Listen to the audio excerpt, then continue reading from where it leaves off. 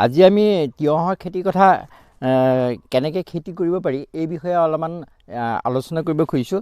প্ৰথমতে এয়া মই তিয়হৰ গুটি আনিলোঁ। এইটো কিন্তু মই তিয়হৰ গুটিটো হাইব্ৰিডহে আনিছোঁ দেই। যিটো তিয়হৰ গুটি মানে ভাল ফচল দিব তাকেহে কৰাটো উচিত। সেইকাৰণে মই প্ৰথমতে হাইব্ৰিডৰ তিয়হৰ যিটো হাইব্ৰিড সেইটোহে আনিছোঁ। আনি পেলাই মই এই ধৰণে গ্লাছটো তলিখন ফুটাই লৈ পেলাই মই অলপমান কম্প'ষ্ট মেনিয়ৰ দি দিছোঁ বা এইটো কেঁচু সাৰ দি দিছোঁ। দি পেলাই তাত মই গুটিকেইটা পচাই লৈছোঁ। কাৰণ মাটিত দিলে গুটি কেতিয়া গজিব সেইও পাত্তা নাই, নাইবা পৰুৱাই খাব, পোকে খাব। গতিকে মই এইটো চিয়'ৰ এনে গ্লাছত মই পচাই লৈছোঁ। গতিকে এইটো চিয়'ৰ হৈ গৈছোঁ। গতিকে এই ধৰণেহে গুটিখিনি এনেকুৱা ধৰণৰ শস্যৰ খেতি কৰিবলৈ হ'লে গুটিখিনি এনেকৈ গ্লাছত দুটা দুটাকৈ পচাই লোৱাটো বেছি ভাল হ'ব। কেনেকৈ ৰোপণ কৰিম মই প্ৰচেছটো দেখুৱাইছোঁ। এটাৰ পৰা আনটো পুলিৰ ডিষ্টেঞ্চটো প্ৰায় 1.5 মিটাৰমান হোৱা উচিত। 1.5 মিটাৰমান আঁতৰত মই এটা গাঁত খান্দিম। প্ৰথমতে এইটো মই হেৰি কৰি ল'লোঁ, দুটা ঢাপ কৰি ল'লোঁ, মাজতে লোৰ দি দিলোঁ, পানী যাতে নৰয়, বৰষুণ হ'লে পানীটো যাতে ওলাই যায়, তেনেকৈ মই লোৰ দিলোঁ আৰু ঢাপ কৰি ল'লোঁ। এতিয়া মই এটা পুলি ইতিমধ্যে ৰুইছোঁৱেই আৰু এইটো পুলি মই চেম্পল হিচাপে মই দেখুৱাইছোঁ। এয়া মই গাঁত কৰিছোঁ, এই গাঁত কৰিছোঁ, মাটিটো মিহি হ'ব লাগিব।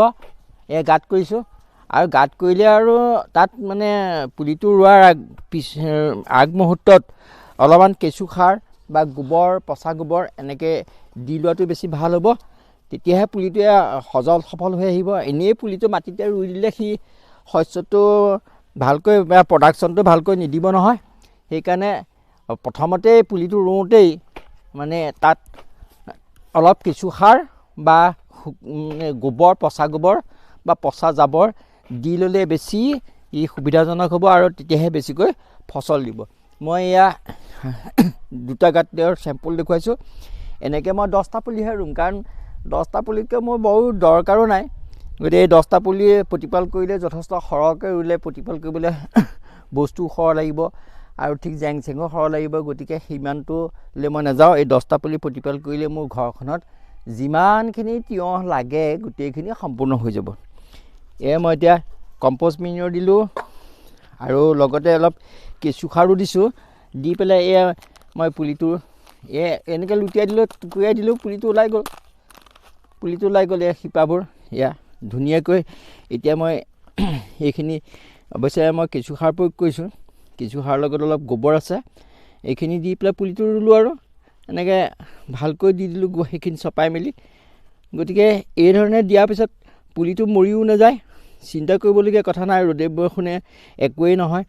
আৰু ইয়াৰ পিছতে পুলিটো যেতিয়া সজল হৈ আহিব, তাৰ চাৰিওফালে গোবৰ দি দিলে এইজোপা তিয়হে যথেষ্টখিনি ফচল দিব।